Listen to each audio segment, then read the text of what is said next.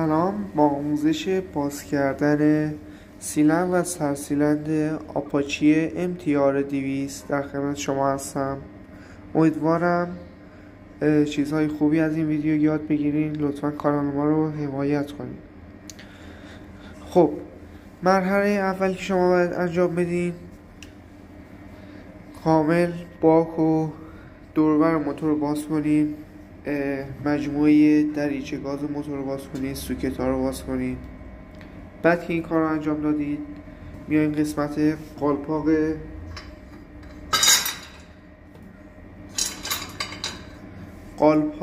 درب بالای سرسیلند رو باز میکنید که 4 تا پیچ میخوره.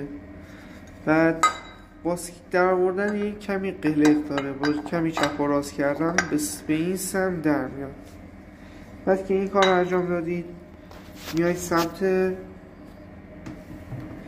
زنجیر صفر کن، زنجیر تایم صفر کن که شما باید یک دونه یک دو سوی ریز یا لب جیبی داشته باشید. بر موافق عقربه‌های ساعت بچرخونید تا جایی که خود زنجیر صفر کن قفل کنه و دیگه ول نشه. برعکسش رو بچرخونید، مخالف عقربه‌های ساعت، زنجیر صفر کن باز میشه و زنجیر رو صفر کنه. پس شما باید بدین داخل به سمت، یعنی صفر کردن، اینو بچرخونید.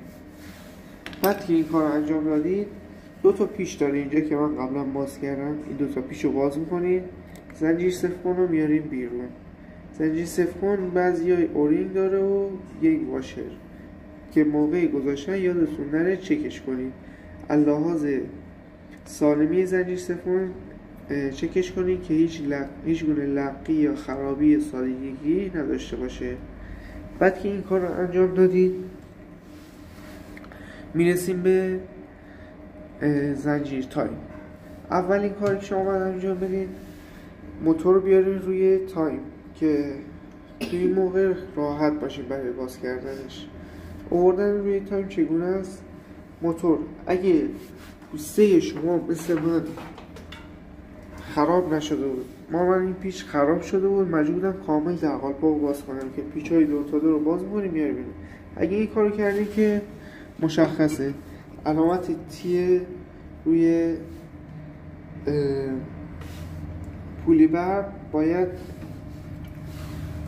روی این پیچه در برق رو باز می‌کنید، یه خطی داره وسطش